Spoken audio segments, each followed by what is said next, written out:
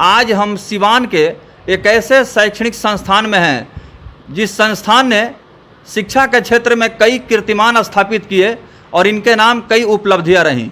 और सबसे बड़ी बात यह है कि आज इस विद्यालय के जो प्रोडक्ट हैं वो अलग अलग क्षेत्रों में, विभिन्न क्षेत्रों में नौकरी कर रहे हैं, बड़े पदों पर भी आसीन हैं। और प्रतियोगी परीक्षा की तैयारी करने वाले जो विद्यार्थी हैं, खास करके जो जवाहर नवोदय की बात करें, सिमुलतला, सैनिक स्कूल, नेतरहाट की बात करें, ऐसे बहुत सारे बच्चे यहाँ से जो है पास करके वहाँ गए हैं। हमारे साथ पटना उच्च न्यायालय के विद्वान अधिवक्ता जो इस संस्था के व्यवस्थापक हैं, हम उनसे बात करेंगे। सबसे पहले सर बहुत बहुत स्वागत है आपका। किड्स गार्डन पब्लिक स्कूल में क्या कुछ वर्तमान में जो सुविधा है उसको लेकर के आप बताना चाहेंगे?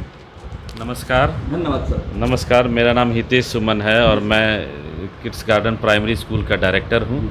साथ साथ में मैं पटना उच्च न्यायालय में अधिवक्ता भी हूँ। मैं यहाँ पर बाहर की चीज़ों को और स्कूल के करिकुलम को मैनेज करता हूँ। आपके सभी दर्शकों को भी मेरा नमस्कार। मेरे विद्यालय में उच्च कोटि की शिक्षा मिनिमम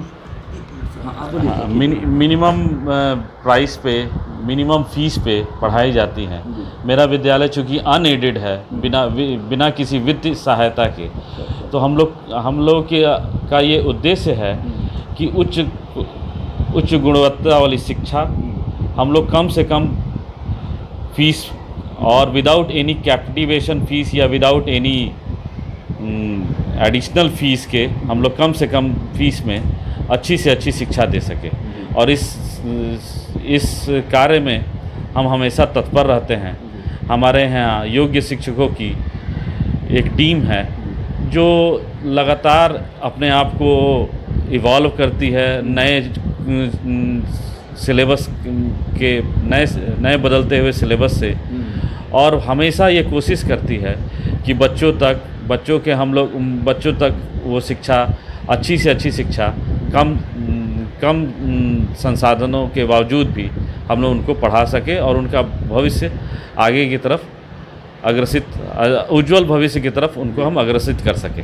सर, विद्यालय स्थापित करने के पीछे आपका मुख्य उद्देश्य क्या रहा? क्योंकि आपकी माता जी भी शिक्षा से जुड़ी रही हैं और सेवानिवृत्ति के बाद इसको और बेहतर ढंग से आगे बढ़ा रही हैं जी। किस उद्देश्य से आप लोगों ने स्थापित किया? चूँकि मेरा प्रोफेशन भी पढ़ने लिखने से है जी। और मेरा शुरू से मेरी ये इच्छा रही थी, मेरा ये खुद का इंटरेस्ट भी है पढ़ाने का। जब मैं दिल्ली यूनिवर्सिटी में जब मैं लॉ की पढ़ाई कर रहा था तो उस समय अपने खर्च के लिए भी मैं ट्यूशन पढ़ाता था, तो पढ़ाने लिखाने से भी मेरा लगाव रहा है। और मैं एक अपने आप को, और मेरी माता जी भी मुझसे कहती थी कि मुझे रिटायरमेंट के बाद भी कोई ना कोई काम चाहिए। मैं रिटायरमेंट के बाद भी इसी फील्ड में मैं एक अपने आप को बिजी रखना चाहती हूँ।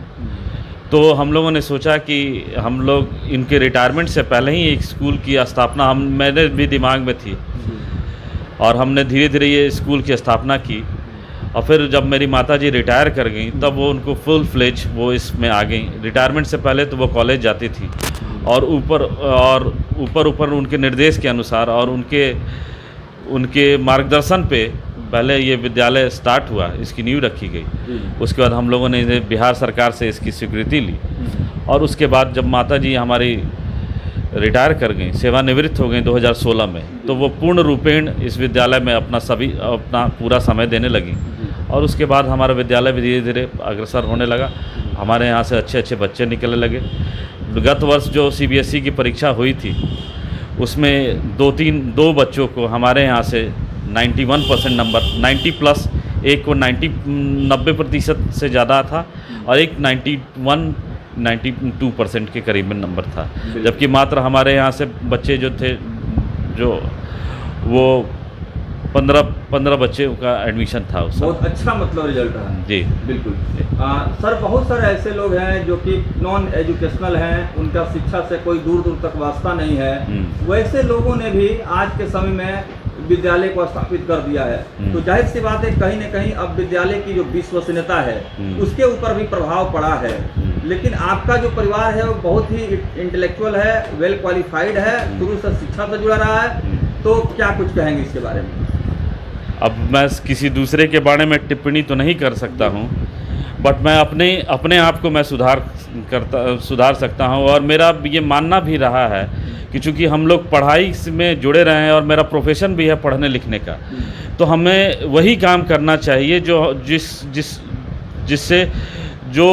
जिसमें हमारी अनुभव है, जिसमें हमारा मन भी है। हाँ बिल्कुल। मन जिसमें जो काम करने में आपका मन न लगे, वो आपका काम जो है मतलब पूर्ण रूपेण आप उसमें 100% आप अपना नहीं दे सकते। तो चूँकि मेरा भी पढ़ाई लिखाई में रहा और मैं अभी भी वकालत में हूँ, तो पढ़ता ही हूँ।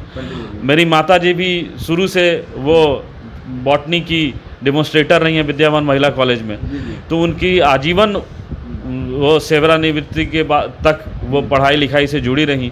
उनका बहुत वास्ट एक्सपीरियंस है पढ़ाई लिखाई से, और उस एक्सपीरियंस के बदौलत ये छोटा सा स्कूल जो है हम चला रहे हैं। तो हम